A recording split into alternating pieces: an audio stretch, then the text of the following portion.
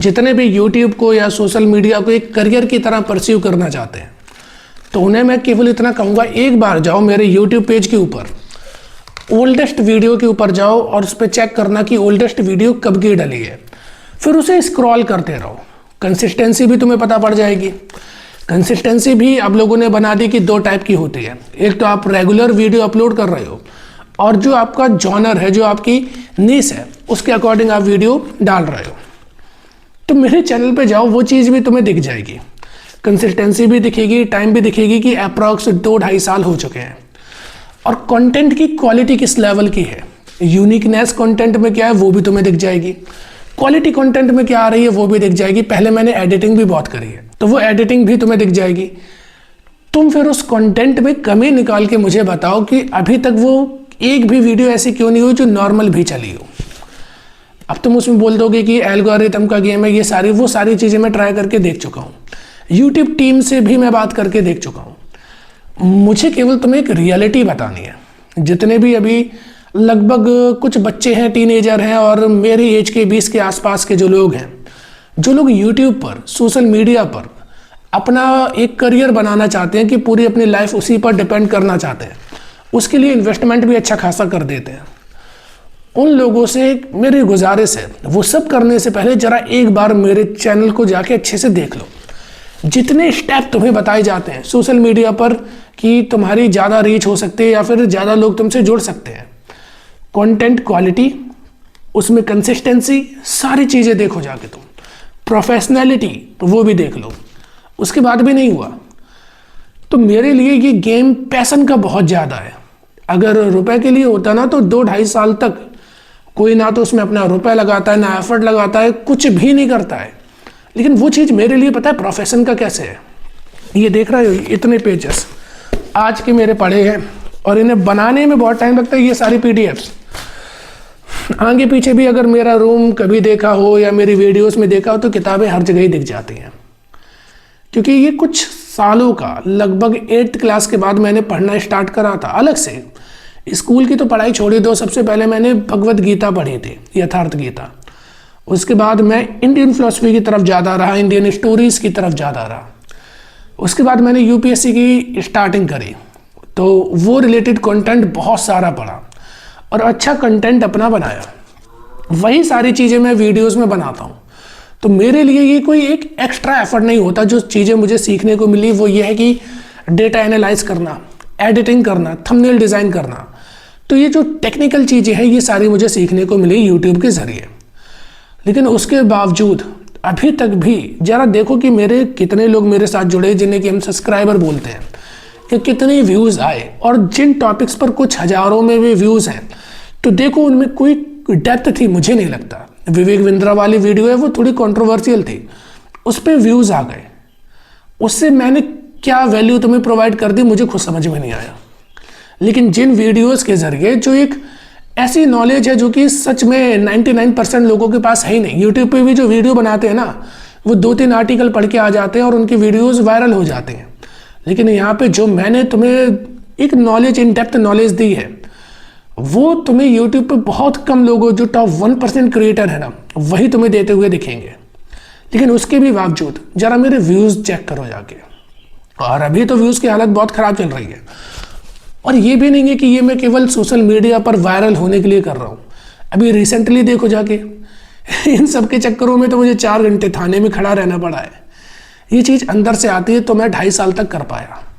अब तुम तय कर लो कि ये तुम्हारे अंदर है कि लिखने की काबिलियत, जैसे कि मेरी कुछ कविताएं लिखी जो मैंने अभी रिसेंटली इस चैनल पर डाली हैं, प्रेम रास्ता राम, हवस, क्या वो क्वालिटी है तुम्हारे अंदर कि तुम्हें उससे कोई मतलब फ़र्क ही नहीं पड़ रहा कितने लोग देख रहे हैं, कितने लोग आ रहे हैं।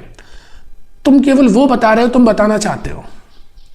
तुम वायरलिटी के पीछे नहीं भाग रहे, तुम ट्रेंडिंग टॉपिक के पीछे नहीं भाग रहे, तुम अपनी ओरिजिनलिटी को बचा के रखे हो।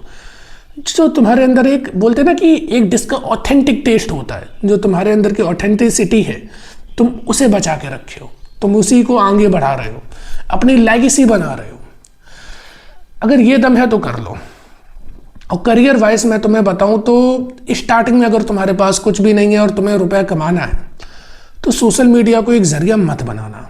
बहुत सारे लोगों ने बनाया जिनके तुम वीडियोस देख के आ जाते हो, बाद में उनके पास कुछ नहीं बचता। हाँ, स्टार्टिंग हो जाती है, कुछ लोग चल जाते हैं, लेकिन बाद में कुछ नहीं होता है। अगर एक स्टेबल करियर तुम ऑफलाइन देखो, वो ज़्यादा आसान रहेगा तुम्हारे लिए। मैं बता रहा हूँ, ऑनलाइन करियर की स्टेबिलिटी बिल्कुल भी नहीं है।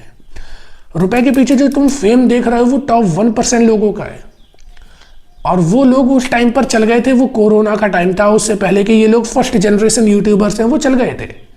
लेकिन अभी का टाइम बहुत मुश्किल हो चुका है, जहाँ पे PR कैंपेन होते हैं, जहाँ पर रुपए फेंके जाते हैं। ये टाइम बहुत डिफरेंट है। यहाँ पर मुझे नहीं पता कि तुम किस तरीके से सर्वाइव कर पाओगे, किस तरीके से आगे बढ़ पाओगे। मुझे केवल इतना पता है, अगर फिर भी तुम कंटेंट बनाना चाहते हो केवल ये सोचकर कि जो मेरे अंदर की चीज़ें हैं, जो मैं बताना चाहता हूँ लोगों को, केवल मैं वो लोगों तक पहुँचाना चाहता हूँ, फिर मुझे फ़र्क नहीं पड़ता कितने लोग मेरे साथ आए कितने नहीं आए। मैं ट्रेंडिंग के पीछे नहीं भाग रहा हूँ, बल्कि मैं वो बता रहा हूँ जो मेरे दिल की आवाज़ है। मैं वो सिखा रहा हूँ जो मैं सिखाना चाहता हूँ। मैं वो लाइफ का ज्ञान दे रहा हूँ जो कि कहीं ना कहीं मैंने एक्सपीरियंस करा है, या मैंने बहुत मेहनत करके दूसरों के एक्सपीरियंसेस कलेक्ट करे हैं 7-8 साल की पढ़ाई करके। अगर इतना दम रखो तो कर लेना। मैं कोई गारंटी नहीं दे सकता कि कितने साल लग जाएंगे, क्या तुम करोगे, क्योंकि मैंने तो सब ट्राई करके देखा है। तुम जाओ मेरे चैनल पे, देखो जाके पेज पे, हर चीज़ तुम्हें ट्राई वहाँ पे मिलेगी, सब करा है। प्रोफेशनैलिटी की जो कमी लगे वो भी जाके देख लो। तो मैं बिल्कुल नहीं कहूँगा कि इसे ऐसा करियर परस्यू करो, क्योंकि ये करियर वाली बात भी नहीं है, ये बात दिल की है। मेरा केवल पता क्या मोटिव है, मुझे लगता है कि जो बुद्ध थे, भगवान बुद्ध थे, और भी बहुत सारे फिलोसफर हुए, बहुत सारे लीडर हुए, उस जमाने में वो लोग इतनी बड़ी उन्होंने अपनी कल्ट फॉलोइंग बना ली थी केवल उनकी बातों से, उनकी कम्युनिकेशन से, कि लोग उनसे लाखों की संख्या में जुड़ गए थे। और आज भी 2-2.5 हज़ार साल बाद भी उनके नाम पे लड़ाइयाँ भी हो जाती हैं, उनके नाम पे अभी भी बहुत सारी चीज़ें चलती हैं बिना सोशल मीडिया के। और सोशल मीडिया हमारे पास एक वो जरिया है जिससे कि हम अपनी बात एक जगह पर होकर एक टाइम पर लाखों करोड़ों लोगों तक पहुंचा सकते हैं। सोशल मीडिया वो जरिया है, सोशल मीडिया वो ताकत रखता है कि लाखों करोड़ों लोगों को एक छोटी सी स्क्रीन पर ले आता है। तो अगर मेरी बात उनमें से 1%, आधा % इतने भी लोगों तक पहुंची, और उसमें से शायद 2-3 भी चल गए उस पर, तो मेरे लिए वो बहुत बहुत बड़ी सक्सेस है। केवल इतनी बात है कि तुम्हारा लाइफ गोल है वो या नहीं है। सोशल मीडिया, पता है, मैं अगर मेरे पास थोड़े बहुत रुपए आ जाए जिससे कि मैं एक टीम बिल्ड कर पाऊँ, मैं कैमरे की तरफ देखूंगा भी नहीं। एक टीम रखूंगा जो सारी ये गियर वगैरह, जो सारी चीज़ें एडिटिंग वगैरह सोशल मीडिया का, वो देखते रहे। मुझे इस तरफ तो देखने का भी मन नहीं होता है। मुझे वीडियोस बनाने का कोई पैसन है ही नहीं, क्योंकि वीडियो बनाना कोई पैसन होता ही नहीं है। तुम्हारा आर्ट का पैसन है तो तुम उसे रिकॉर्ड करके डाल रहे कि और लोग भी देख लें। मेरा ऑफलाइन काम करने में जितना मन लगता है ना, कि एक बड़ी सी मीटिंग हो, वहाँ पर फिर हम लोग ऐसे आपस में डिस्कशन कर रहे हो, मेरा उसमें मन लग जाता है। किसी का भी वीडियोग्राफी ऐसी जो हम रिकॉर्ड कर रहे हैं, ऐसी किसी का मन नहीं होता। एक्टर भी होता है ना, परफॉर्मर होता है, डांसर होता है, एक्टर का मन होता है अपनी एक्टिंग में, ना कि उसकी वीडियो बनाने में उसका ध्यान होता है। हाँ, सिनेमेटोग्राफी एक अलग चीज़ है, वो एक आर्ट है, जिसका उसमें मन लगे वो अलग बात है। तो मैं तुम्हें वही सिखा रहा हूँ कि जिसमें तुम्हारा मन लग रहा है, पढ़ाने में मन लग रहा है ना, तो उसमें अपनी एक अलग लेवल की थिंकिंग लेकर के आओ कि वीडियो बनाऊंगा, लोग देखेंगे, रुपए आएंगे, वो नहीं।